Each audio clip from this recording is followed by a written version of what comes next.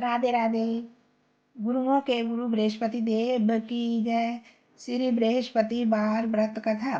भारत वर्ष में एक राजा राज्य करता था। वह बड़ा प्रतापी और दानी था। वह नित्य गरीबों और ब्राह्मणों की सहायता करता था। ये बात उसकी रानी को अच्छी नहीं लगती। ना वह गरीबों को दान देती, ना भगवान का पूजन करती, और राजा को भी दान देने से मना करती थी। एक दिन राजा शिकार खेलने को वन में गए हुए थे, तो रानी महल में अकेली थी। उसी समय बृहस्पति देव साधु के वेश में राजा के महल में भिक्षा के लिए गए और रानी से भिक्षा मांगी।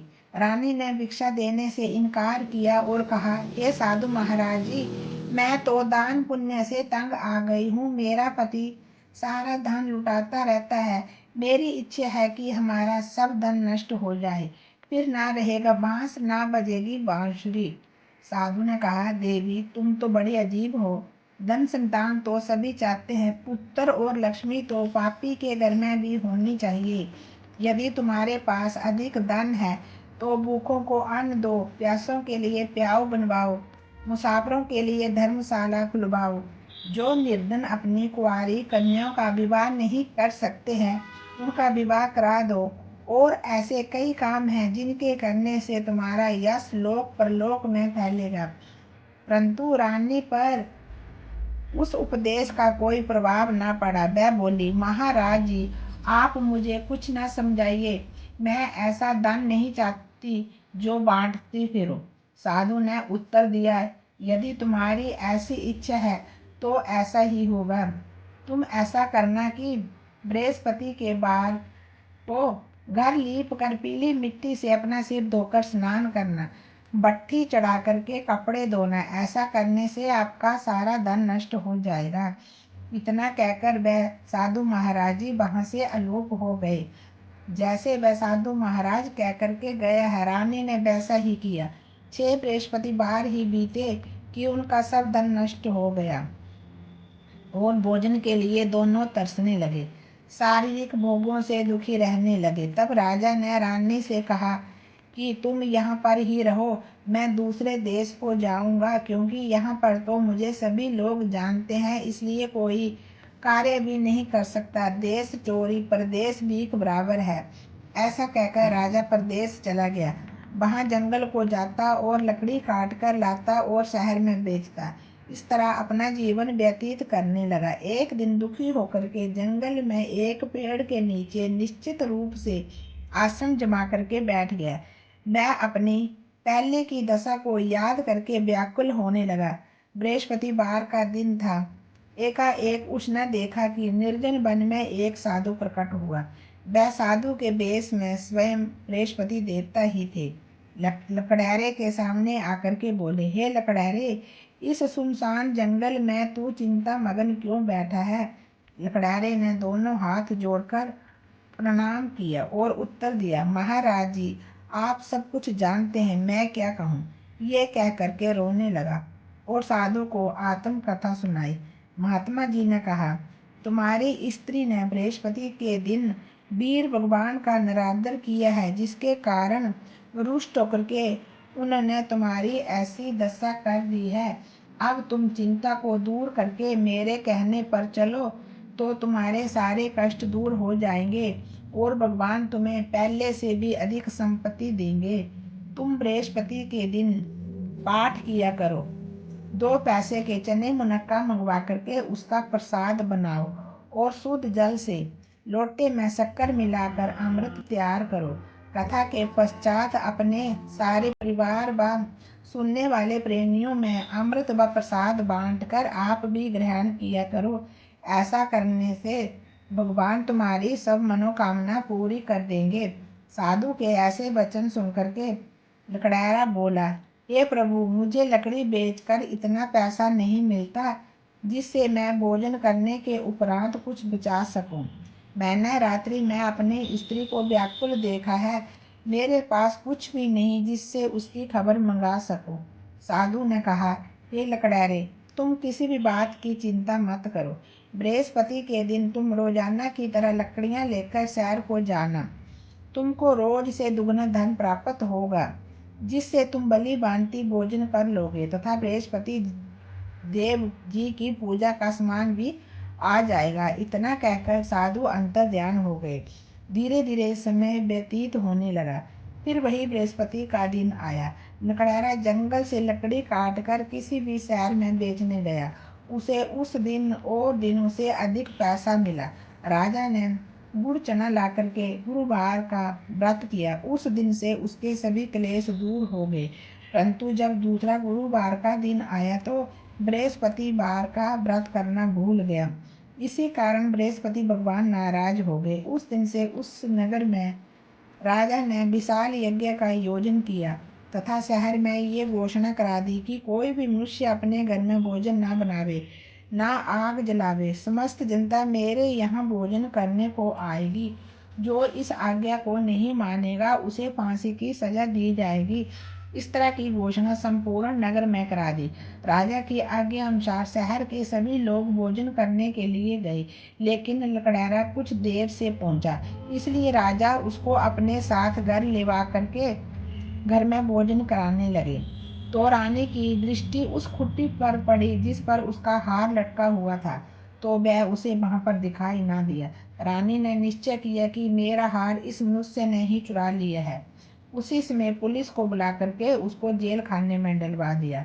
जब लकड़हारा जेल खाने में पड़ गया तो बहुत दुखी होकर के विचार करने लगा कि ना जाने कौन से पूर्व जन्म में कर्म किया था जिससे मुझे ये दुख प्राप्त हुआ है, और उसी साधु को याद करने लगा जो कि जंगल में मिला था।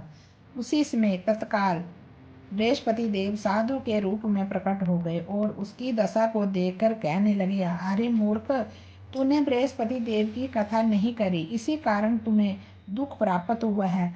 अब चिंता मत करना। बृहस्पति के दिन तुम्हें जेल खाने के दरवाजे पर 4 पैसे पड़े मिलेंगे। उनसे तू बृहस्पति देव की पूजा करना, तेरे सभी कष्ट दूर हो जाएंगे। बृहस्पति के दिन उसे 4 पैसे पड़े मिले। लकड़हारे ने कथा कही। उसी रात्रि को बृहस्पति देव ने उस नगर के राजा को स्वप्न में कहा, हे राजन, तुमने जिस आदमी को जेल खाने में बंद कर रखा है वह निर्दोष है, वह राजा है, उसे छोड़ देना, और रानी का हार उसी खुट्टी पर लटका हुआ है। अगर तू ऐसा नहीं करेगा तो मैं तेरे राज्य को नष्ट कर दूंगा। इस तरह रात्रि के सपन को देखकर राजा प्रातःकाल उठा और खुट्टी पर हार देख करके लकड़हारे को बुला करके क्षमा मांगी तथा लकड़हारे को योग्य सुंदर वस्त्र आभूषण दे करके विदा किया तथा बृहस्पति की आज्ञा अनुसार लकड़हारा अपने नगर को चल दिया। राजा जब अपने नगर के निकट पहुंचा तो उसे बड़ा ही आश्चर्य हुआ कि नगर में पहले से अधिक बाग, तालाब, कुएं तथा बहुत सी धर्मशाला, मंदिर आदि बन गई हैं। राजा ने पूछा कि ये सब बाग धर्मशाला किसके हैं? तब नगर के सब लोग कहने लगे कि ये दासी और रानी के हैं। तो राजा को आश्चर्य हुआ और गुस्सा भी आया। जब रानी ने ये समाचार सुना कि राजा जी आ रहे हैं तो उसने अपने दासी से कहा कि हे दासी, देख, राजा हमको कितनी बुरी हालत में छोड़ गए थे। हमारी ऐसी हालत देखकर वह वापस न लौट जाए, इसलिए तू दरवाजे पर ही खड़ी हो जा। आज्ञा अनुसार दासी दरवाजे पर खड़ी हो गई। जब राजा आए तो उनको अपने साथ अंदर ले आई। तब राजा ने क्रोध करके अपनी रानी से पूछा कि ये धन तुम्हें कैसे प्राप्त हुआ है? तब उसने कहा कि ये धन हमने सब भगवान बृहस्पति देव के व्रत के प्रभाव से प्राप्त हुआ है।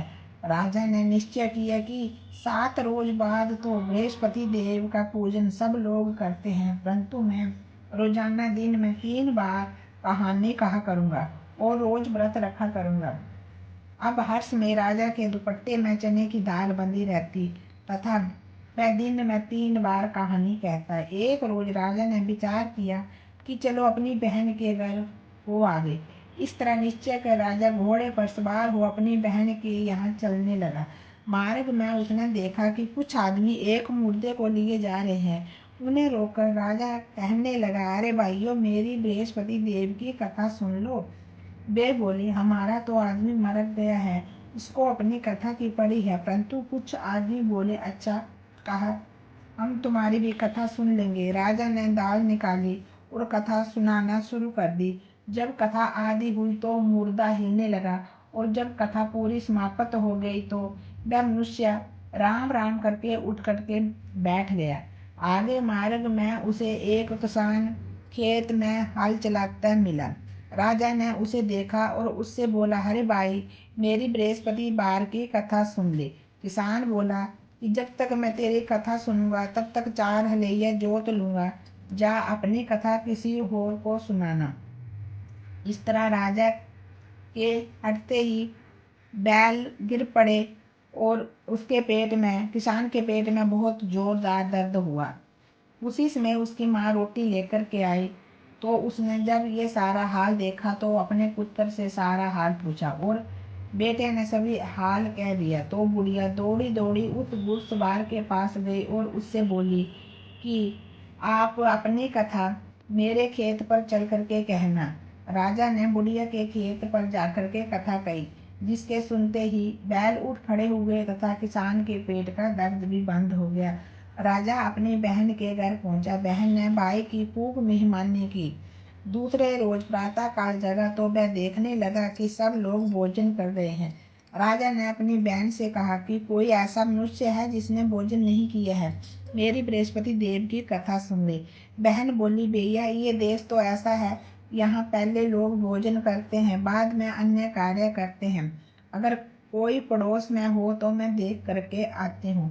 वह ऐसा कह करके देखने चली गई, परंतु उसे कोई भी व्यक्ति ऐसा नहीं मिला जिसने भोजन न किया हो। अंत में वह एक कुम्हार के घर गई, जिनका लड़का बीमार था। उसे मालूम हुआ कि उनके यहाँ 3 रोज से किसी ने भोजन नहीं किया है। रानी ने अपने भाई की कथा सुनने के लिए कुम्हार से कहा। वह तैयार हो गया। राजा ने जाकर के बृहस्पति की कथा की, जिसको सुनकर के उनका लड़का ठीक हो गया। अब तो राजा की प्रशंसा होने लगी। एक रोज राजा ने अपनी बहन से कहा कि हे बहन, हम अपने घर को जाएंगे, तुम भी तैयार हो जाना। राजा की बहन ने अपनी सास से पूछा, तो उसकी सास ने कहा, हाँ, तुम तो चली जाना, परंतु लड़कों को मत ले जाना, क्योंकि तेरे भाई की कोई भी औलाद नहीं है। बहन ने कहा, भैया, मैं तो जाऊंगी, परंतु कोई बालक नहीं जाएगा। तब राजा ने बोला कि जब कोई बालक ही नहीं जाएगा तो तुम जाकर के क्या करोगी। बड़े दुखी से राजा अपने घर को लौट आया। राजा ने अपनी रानी से कहा कि हम निर्वंशी राजा है, हमारा मुंह देखने का कोई धर्म नहीं है और कुछ भोजन आदि नहीं किया। रानी बोली, हे प्रभु, बृहस्पति देव ने हमें सब कुछ दिया है, हमें औलाद भी देंगे। उसी रात को बृहस्पति देव ने राजा से सपन में कहा, हे राजन, उठ, सभी सोच त्याग दे, तेरी रानी गर्भ से है। राजा को ये बात सुनकर के बड़ी खुशी हुई तथा 10वें महीने में उसके गर्भ में एक सुंदर पुत्र पैदा हुआ। तब राजा बोला कि हे रानी, स्त्री बिना भोजन किए रह सकती है, बिना कहे नहीं रह सकती। जब मेरी बहन आएगी तो तुम उससे कुछ भी मत कहना। तो रानी ने सुनकर के हाँ कर दिया। जब राजा की बहन ने ये शुभ समाचार सुना तो वह बहुत खुश हुई तथा बधाई लेकर के अपने भाई के यहाँ आई। तभी रानी ने कहा, घोड़ा चढ़ कर के नहीं आई, गधा चढ़ कर के आए। राजा की बहन बोली, भाभी, मैं इस प्रकार ना कहती तो तुम्हें औलाद कैसे मिलती।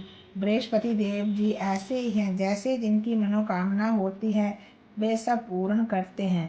जो सद्भावना पूर्वक बृहस्पतिवार का व्रत करता है एवं कथा पढ़ता है, सुनता है और दूसरों को सुनाता है, बृहस्पति देव उसकी सारी मनोकामना पूर्ण करते हैं। भगवान बृहस्पति देव उसकी सदैव रक्षा करते हैं। संसार में सद्भावना से भगवान जी का पूजन और व्रत सच्चे हृदय से करते हैं तो उसकी सारी मनोकामना पूर्ण करते हैं। जैसी सच्ची भावना से रानी और राजा ने उनकी कथा का गुणगान किया तो उनकी सभी इच्छाएं बृहस्पति देव ने पूरी की। इसलिए पूर्ण कथा सुनने के बाद प्रसाद लेकर के घर जाना चाहिए। हृदय से मनन करते हुए जयकारा बोलना चाहिए। बोल बृहस्पति देव की जय। विष्णु भगवान